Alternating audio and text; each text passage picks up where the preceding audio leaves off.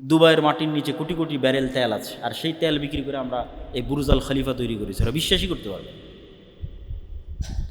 তাহলে এই মাটির নিচে যে তেল ছিল, এটা আজ থেকে 500 বছর মানুষের আগের কাছে যেমন অবিশ্বাস্য, অথচ সত্য যে আছে, এখন দেখতে পাচ্ছি আমরা তেল। তাহলে ওইটা যেমন, তাদেরকে যদি আমি বলি এর নিচে তেল আছে, ওরা যে কই তেল, তারা তো বিশ্বাস করতে পারবে না। অথচ এখন আপনি তেল ব্যবহার করতেছেন ওই মাটির নিচ থেকে। তাই এইরকমই আপনাকে ঈমান রাখতে হবে যে হ্যাঁ, এর নিচে স্বর্ণ থাকতে পারে।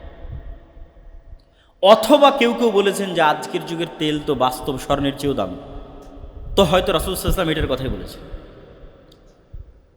আল্লাহ সুবহানাহু ওয়া তাআলা ভালো জানে। কিন্তু এই দুইটা বর্ণনায় যেটা বোঝা যাচ্ছে যে আরব বিশ্বের প্রতিটা ঘর একটা ভয়ঙ্কর যুদ্ধে জড়িয়ে পড়বে, গৃহযুদ্ধের মতো, এবং সেটা অবশ্যই দামি কোনো সম্পদকে নিয়ে হবে, তেল নিয়ে হোক অথবা বাস্তব স্বর্ণকে নিয়ে হোক। তারপর রাসূল সাল্লাল্লাহু আলাইহি ওয়াসাল্লাম বললেন, সুম্মা হুদনাতুন বাইনাকুম ওয়া বাইনা বানিল আসফার, হলদেটে সাদা চামড়া, যে সাদা চামড়ার রং হলুদ, সেই হলদেটে সাদা চামড়া তথা ইউরোপ, রোম, আর এক হাদিসে আছে রোমান খ্রিস্টানদের সাথে তোমাদের একটা চুক্তি হবে। হুদনা মানে চুক্তি, এবং এই চুক্তি হওয়ার পর রোমান খ্রিস্টান এবং মুসলমানেরা এক তৃতীয় পক্ষের বিরুদ্ধে যুদ্ধ করবে। রোমান খ্রিস্টান কারা? যেই সময় রাসূল সাল্লাল্লাহু আলাইহি ওয়াসাল্লাম এই হাদিস বলছেন, ওই সময় রোমান এম্পায়ারের রাজধানী হচ্ছে আজকের Istanbul, Constantinople, Byzantine Roman empire. এবং তখন রোম বললে এদের কি বোঝানো হতো রাসূল সাল্লাল্লাহু আলাইহি ওয়াসাল্লাম যখন এই হাদিস বলেন। এবং তখনকার ইস্তাম্বুল বা তুরস্কের কনস্টান্টিনোপল কেন্দ্রিক যে বাইজেন্টাইন এম্পায়ার ছিল, তাদের মাযহাব ছিল অর্থোডক্স খ্রিস্টান, যেটা আজকে রাশিয়ার মাযহাব। তো ওই ব্যাখ্যা মাথায় রেখে কেউ বলেছে যে রাশিয়া কেন্দ্রিক যে অর্থোডক্স খ্রিস্টানরা আছে তারা। আবার কেউ বলেছেন যে না, ব্যাপক অর্থে খ্রিস্টান তথা ইউরোপের খ্রিস্টান, আমেরিকার খ্রিস্টান, সবাই। তো সারমর্ম এতটুকু নিশ্চিত যে রোম অর্থ আমরা তৎকালীন অর্থোডক্স খ্রিস্টান নেই, অথবা ইতালির রাজধানী রোম কেন্দ্রিক নেই। ইতালির রাজধানী রোম কেন্দ্রিক নিলে হবে ইউরোপ। খ্রিস্টানদের সাথে মুসলমানদের একটা চুক্তি হবে, এতটুকু নিশ্চিত। এই চুক্তির ভিত্তিতে খ্রিস্টান এবং মুসলমানেরা তৃতীয় পক্ষের বিরুদ্ধে যুদ্ধ করবে। সেই তৃতীয় পক্ষ কারা? আজ থেকে 500 বছর আগে যদি কেউ এই হাদিস পড়েছে, তার কাছে মনে হবে তৃতীয় পক্ষ মনে হয় ওরা। আজ যখন আমি হাদিস পড়ছি, আমার কাছে মনে হবে তৃতীয় পক্ষ মনে হয় এরা। কিন্তু বাস্তবে যেই দিন সংঘটিত হবে, সেই দিন তৃতীয় পক্ষ কারা আল্লাহ সুবহানাহু ওয়া তাআলা ভালো। আজকে মনে হতে পারে যে হয়তো সেই তৃতীয় পক্ষ আমেরিকা তথা ইউরোপ আর মুসলমানের একমত হয়ে গেল, অথবা রাশিয়া আর মুসলমানের একত্রিত হলো, তৃতীয় পক্ষ হয়তো ইউরোপ অথবা আমেরিকা, অথবা মনে হতে পারে তৃতীয় পক্ষ ইসরায়েল নিজেই, ইহুদিদের রাষ্ট্র, অথবা তৃতীয় পক্ষ হিন্দুরা, বৌদ্ধরা, চাইনিজরা, আল্লাহু আ'লাম। কিন্তু এতটুকু নিশ্চিত, খ্রিস্টান আর মুসলমানেরা মিলে এক তৃতীয় পক্ষের বিরুদ্ধে যুদ্ধ করবে, আর এই যুদ্ধে খ্রিস্টান এবং মুসলমানেরা বিজয়ী হবে। বিজয়ী হওয়ার পর একজন খ্রিস্টান ক্রুশকে উঁচিয়ে ধরে বলবে যে ক্রুশের বিজয় হোক, বা ক্রুশের কারণে আজকে আমরা জয়লাভ করেছি। তখন আরেক মুসলমানের গায়েরাতে, ব্যক্তিত্বে এই কথাটা আঘাত লাগবে। সে উঠে, কিছু বর্ণনায় আছে ওই ক্রুশকেই ভেঙে দিবে, কিছু বর্ণনায় আছে ওই খ্রিস্টান ব্যক্তিকে হত্যা করবে রাগের মাথায়, যে না, আমরা বিজয় লাভ করেছি মূলত আল্লাহর সাহায্যে। এই কথার ভিত্তিতে খ্রিস্টান এবং মুসলমানেরা মুখোমুখি দাঁড়িয়ে যাবে, বড় এক যুদ্ধে রূপ নেবে। এই যুদ্ধের বর্ণনা দিতে গিয়ে রাসূল সাল্লাল্লাহু আলাইহি ওয়াসাল্লাম বলছেন, লা তাকুমুস সাআহ হাত্তা ইয়ানজিলা রোম বিল আমাক আও বিদাবিক, ততদিন পর্যন্ত কিয়ামত হবে না যতদিন রোমান খ্রিস্টানেরা তোমাদের মোকাবেলায় যুদ্ধ না করছে আমাক এবং দাবেক নামক জায়গায়। আজকের যারা ভূগোল নিয়ে অ্যানালাইসিস করেন, তারা অ্যানালাইসিস করে দেখেছেন যে এই জায়গাটি হচ্ছে তুরস্ক এবং সিরিয়ার সীমান্তবর্তী অঞ্চল। আজকের তুরস্ক এবং আজকের সিরিয়ার যে সীমানা আছে, এই সীমান্তবর্তী হালব বলে আরবিতে, ইংরেজিতে বলে আলেপ্পো, এটা একটা প্রদেশ। এই প্রদেশের অন্তর্গত ইদলিব শহরের আশেপাশের দুইটা জায়গার নাম হচ্ছে আমাক এবং দাবেক, এখন ওই নামেই আছে। এখানে যতদিন তোমরা মুখোমুখি না হচ্ছ খ্রিস্টানদের, ততদিন পর্যন্ত কিয়ামত হবে না। ওই যুদ্ধের বর্ণনা দিতে গিয়ে রাসূল সাল্লাল্লাহু আলাইহি ওয়াসাল্লাম বলছেন যে সেই দিন রোমান খ্রিস্টানরা ৮০টি পতাকার অধীনে একত্রিত হবে এবং তাহতা কুল্লি রায়াতিন, প্রত্যেক পতাকার অধীনে ইসনা আশারা ১২,০০০ করে সেনাবাহিনী থাকবে, পদাতিক ইনফেন্ট্রি থাকবে, সশস্ত্র যোদ্ধা থাকবে। তো এই ৮০ পতাকা দ্বারা ৮০টা দেশ উদ্দেশ্য হতে পারে, ৮০টা জাতি উদ্দেশ্য হতে পারে, অথবা এমনি পতাকা ৮০টা উদ্দেশ্য হতে পারে, আল্লাহু আলাম। আর ৮০ দিয়ে ১২,০০০কে গুণ দিলে প্রায় ৯.৫ লক্ষ থেকে ১০ লক্ষ, তথা প্রায় ১০ লক্ষের বিশাল সেনাবাহিনী তোমাদের বিরুদ্ধে উপস্থিত হবে, ১০ লক্ষ। আর এই যুদ্ধটাকেই বলা হয়েছে মালহামা। আর এই যুদ্ধকেই বাইবেল এবং তাওরার প্রফেসি অনুযায়ী আরমাগেড্ডন, কিয়ামতের পূর্ব মুহূর্তে সংঘটিত হওয়া ভয়াবহ যুদ্ধ বলা হয়েছে। এবং এই ভয়াবহ যুদ্ধের বিবরণ দিতে গিয়ে রাসূল সাল্লাল্লাহু আলাইহি ওয়াসাল্লাম বলেন, হাদিসের কিছু বর্ণনা অনুযায়ী যুদ্ধ চলবে ৪ দিন, কিছু বর্ণনা অনুযায়ী ৬ দিন। আর এই যুদ্ধে এত মানুষ মারা যাবে যে রাসূলুল্লাহ সাল্লাল্লাহু আলাইহি ওয়াসাল্লাম বলছেন, কোনো এক বংশে যদি ১০০ জন মানুষ থাকে ৯৯ জন মারা যাবে। এই জন্য যে একজন বেঁচে থাকবে ওই একজন খুশি হবে না, কেননা উত্তরাধিকার নাই, উত্তরসূরি নাই। কিসের খুশি হবে? সম্পদে আনন্দ পাবে না, গনিমতের মাল বন্টনে আনন্দিত হবে না। আর এক বর্ণনায় রাসূল সাল্লাল্লাহু আলাইহি ওয়াসাল্লাম বলছেন, একটা পাখি যদি আকাশে ১ মাস উড়তে থাকে তাহলে লাশের সারি শেষ করতে পারবে না, এবং লাশের দুর্গন্ধে বসার মতো কোনো খালি জায়গা না পেয়ে পড়ে গিয়ে মারা যাবে, একটানা যদি ১ মাস উঠতে থাকে। এই রকম ভয়াবহ ভয়ঙ্কর যুদ্ধ পৃথিবীতে আর অতীতে কোনো দিন হয়নি, ভবিষ্যতেও কোনো দিন হবে না। এই যুদ্ধ হচ্ছে সেই যুদ্ধ। এই যুদ্ধে মুসলমানদের অবস্থা কি হবে? রাসূল সাল্লাল্লাহু আলাইহি ওয়াসাল্লাম বলছেন, ইয়াখরুজু মিনাল মাদিনা খিয়ারু আহলিল আরজ। এই যুদ্ধে অংশগ্রহণ করার জন্য মদিনা মুনাওয়ারা থেকে তৎকালীন বিশ্বের সর্বশ্রেষ্ঠ আল্লাহওয়ালা তাকওয়াবান পরহেজগার মানুষরা বের হবে। এবং যখন মদিনার মুজাহিদরা এই যুদ্ধে অংশগ্রহণ করার জন্য আসবে, তখন রোমান খ্রিস্টানরা বলবে, খাল্লু বাইনানা ওয়া বাইনা ইখওয়ানিনা, আরে আমাদের সমস্যা তো শাম বা সিরিয়ার মানুষের সাথে, তোমরা কেন মদিনা থেকে এই যুদ্ধে অংশগ্রহণ করতে আসছো? তখন মদিনার মানুষেরা বলবে, আমরা আমাদের ভাইদেরকে একা ছেড়ে দিতে পারি না। রাসূলুল্লাহ সাল্লাল্লাহু আলাইহি ওয়াসাল্লাম বলেন, সেই দিন মুসলমানেরা ৩ ভাগে বিভক্ত হবে। সুলুসুন ইয়ানহাজিম, ৩ ভাগের ১ ভাগ যুদ্ধের মাঠ থেকে পালিয়ে যাবে। লা ইয়াতুবুল্লাহু আলাইহিম আবাদা, আল্লাহ কিয়ামত পর্যন্ত এদের তওবা কবুল করবেন না। ইসলামে কবিরা গুনাহের যত লিস্ট আছে, ধরেন ১ নম্বরে শিরক, পিতামাতার অবাধ্যতা, সুদ খাওয়া, অন্যায়ভাবে মানুষকে হত্যা করা, জেনা করা, এই যে বড় গুনাহের যে তালিকা, তার 10টার মধ্যে সর্বশীর্ষ বড় গুনাহের 10টার একটা যুদ্ধের মাঠ থেকে পালিয়ে যাওয়া। কিন্তু সকল কবিরা গুনাহ তওবা করলে মাফ হয়, কিন্তু ওই দিন যুদ্ধের মাঠ থেকে যারা পালিয়ে যাবে তাদের ক্ষেত্রে রাসূল সাল্লাল্লাহু আলাইহি ওয়াসাল্লাম বলছেন এদের তওবা কবুল হবে।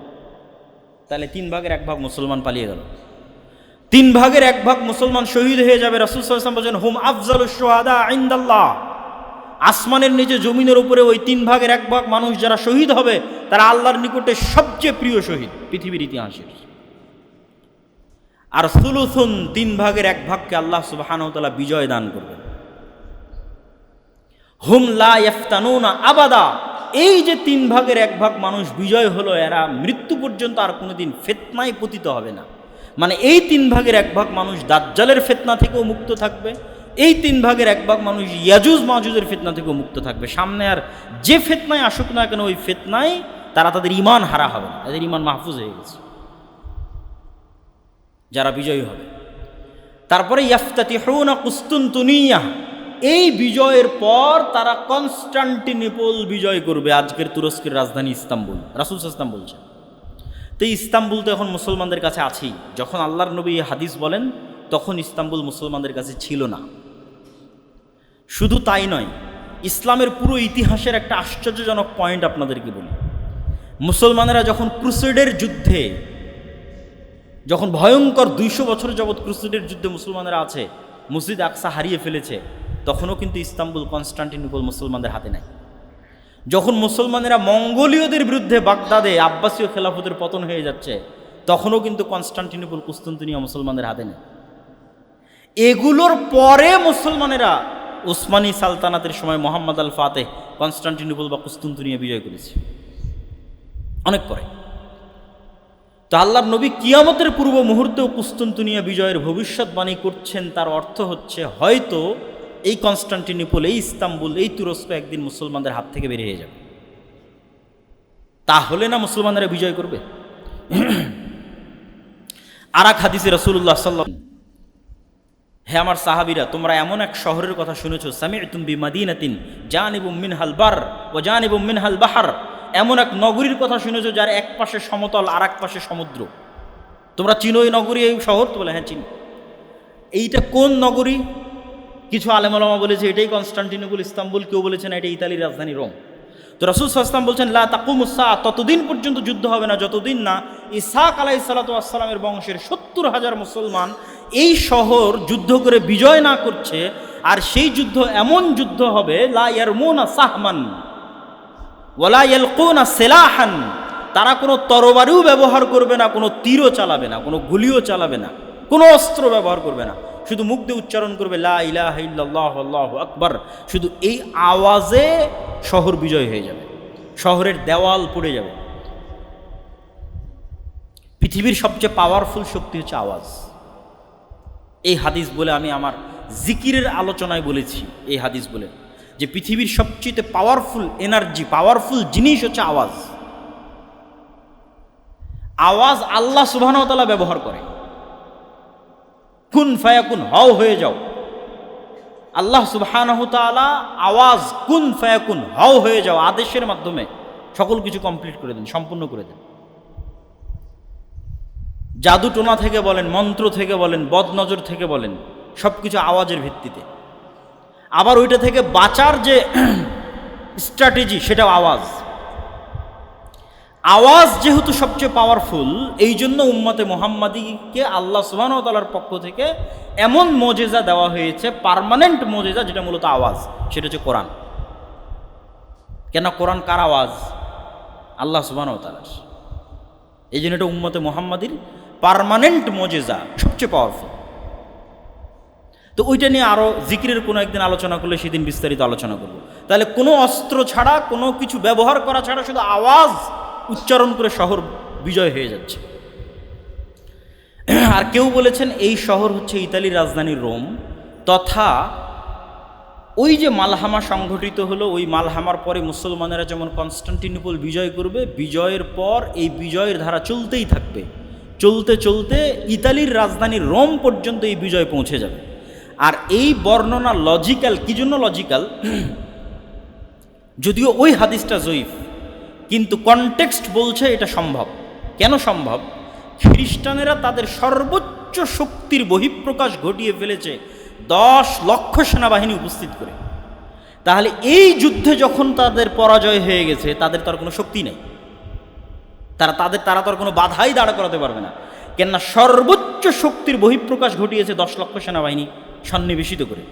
তাহলে এখন আর সারা বিশ্বে মুসলমানদের বাধা প্রদানকারী আর কোনো শক্তি বাকি নেই। ফলত মুসলমানরা শুধু কনস্টান্টিনোপল বিজয় করবে না, পুরো ইউরোপ বিজয় করবে, মসজিদে আকসা বিজয় করবে, পুরো ভারত বিজয় করবে। এগুলো সব দাজ্জাল আসার পূর্বেই হবে। এই জন্য কেউ কেউ মনে করে যে দাজ্জাল পৃথিবীতে আসার আগে পুরো পৃথিবীর কন্ট্রোল নাকি দাজ্জাল নিজের হাতে নেবে। আমি এই চিন্তা চেতনায় বিশ্বাস করি না। হাদিসের কনটেক্সট বলতেছে দাজ্জাল বের হওয়ার আগেই, ঈসা আলাইহিস সালাতু ওয়াস সালাম আসার আগেই সারা পৃথিবী মুসলমানরা বিজয় করে নিচ্ছে। এখনও তো দাজ্জাল আসেনি। 10 লক্ষ সেনাবাহিনী পরাজিত হয়ে গেছে, কনস্টান্টিনোপল বিজয় হচ্ছে, ইতালির রাজধানী রোম বিজয় হচ্ছে। কোনো নবী নাই, নতুন কোনো নবী নাই, নতুন কোনো কোরআন নাই, নতুন কোনো হাদিস নাই, আমার আপনার মতো মুসলমানেরা বিজয় করতেছে। আল্লাহু আকবার। এই যে এই বিজয় নতুন কোনো নবী আছে, নতুন কোনো কোরআন আছে, নতুন কোনো হাদিস আছে? এই কোরআন পড়ে আর এই হাদিস পড়ে আমার এবং আপনার মতো মুসলমানেরা বিজয় করতেছে। তখনও দাজ্জালও আসেনি, ঈসা আলাইহিস সালামও আসেনি। তো মুসলমানদের এই অপ্রতিরোধ্য বিজয় ধারা যখন সারা পৃথিবীতে ছড়িয়ে পড়বে এবং দাজ্জালের যে প্রজেক্টগুলো আছে এগুলো বাস্তবায়ন করার মতো কোনো শক্তি যখন পৃথিবীতে বাকি থাকবে না, তখন মাসিহ হিসেবে দাজ্জালের আগমন হবে। দাজ্জালের নামও মাসিহ, ঈসা আলাইহিস সালাতু ওয়াস সালামের নামও মাসিহ। মাসিহ শব্দের অর্থ বিপদ থেকে উদ্ধারকারী। দুইজনই মাসিহ, একজন সত্য মাসিহ, একজন মিথ্যা মাসিহ। একজন ধোকাওয়ালা মাসিহ আর একজন সত্যিকারের অর্থে মাসিহ। তাহলে দাজ্জাল বিপদ থেকে উদ্ধার করবে কাদেরকে? ও তো মাসিহ, ওকে তো কাউকে না কাউকে বিপদ থেকে উদ্ধার করতে হবে। তো বিপদে না পড়লে উদ্ধার করবে কিভাবে? তথা যত বাতিল শক্তি আছে সকল বাতিল শক্তি বিপদে পড়ে গেছে। ওই যে মুসলমানরা সারা পৃথিবী বিজয় করে নিচ্ছে। তো এখন দাজ্জালকে নিজেকেই বের হতে হবে বিপদ থেকে বাঁচানোর জন্য, ইহুদি এবং খ্রিস্টানদেরকে। এই জন্য সে মাসিহ। আর সত্যিকার অর্থেই দাজ্জাল যখন বের হবে তখন সে ইহুদিদের মাসিহ হিসেবে বের হবে। এবং আজকের মুসলমানেরা যারা এই মালহামা বিজয় করলো, যারা কনস্টান্টিনোপল বিজয় করলো, যারা ইতালি বিজয় করলো, মসজিদে আকসা, ভারত ইত্যাদি সব বিজয় করলো, সারা পৃথিবী তাদের কন্ট্রোলে, তারা এক দিনে, এক সেকেন্ডে দাজ্জালের আবির্ভাবের মাধ্যমে সকল ক্ষমতা হারিয়ে ফেলবে। একদিনে, এক সেকেন্ডে সকল ক্ষমতার কেন্দ্রবিন্দু চলে যাবে দাজ্জালের হাতে। কেন? সে অতি অলৌকিক, অতি এক্সট্রা অর্ডিনারি পাওয়ার দিয়ে আল্লাহ সুবহানাহু ওয়া তাআলা তাকে পাঠাবে। দাজ্জালের এই বিশ্বাসকে বাইবেলের প্রফেসিতে বলা হয়েছে অ্যান্টিক্রাইস্ট।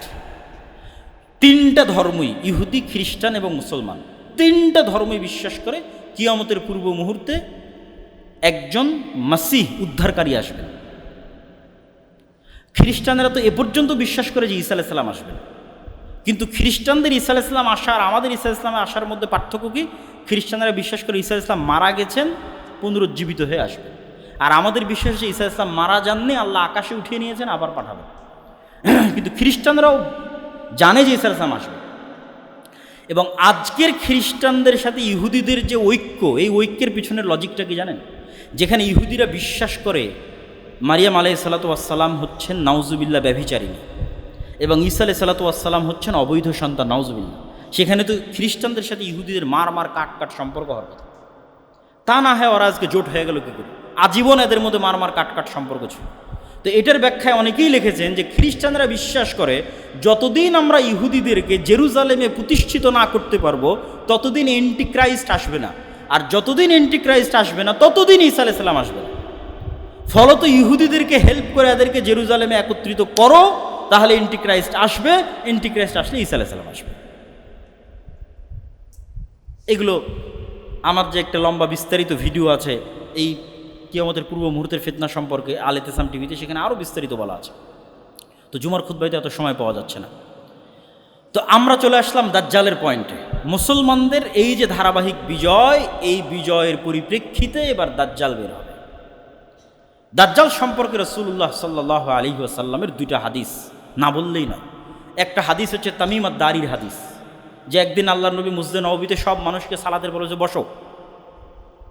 আজকে আমি তোমাদেরকে নিজে থেকে কোনো হাদিস শোনাতে আসিনি, আজকে আমি এমন এক হাদিস শোনাবো যে হাদিস তামিম আদ-দারি আমাকে শুনিয়েছে। যেই হাদিসের কথা আমি তোমাদের বলতাম, আমি তোমাদের দাজ্জালের গল্প শোনাতাম, আজ তামিম আদ-দারির মুখে তোমরা শোনো দাজ্জালের গল্প। তামিম আদ-দারি আমাকে শোনাচ্ছে। সে তামিম আদ-দারি এসে রজুলান নাসরানিয়ান বায়া ওয়া আসলামা, সে তামিম আদ-দারি এসে আগে আমার হাতে হাত রেখে ইসলাম গ্রহণ করেছে, বায়াত করেছে, তারপরে ঘটনা শুনিয়েছে।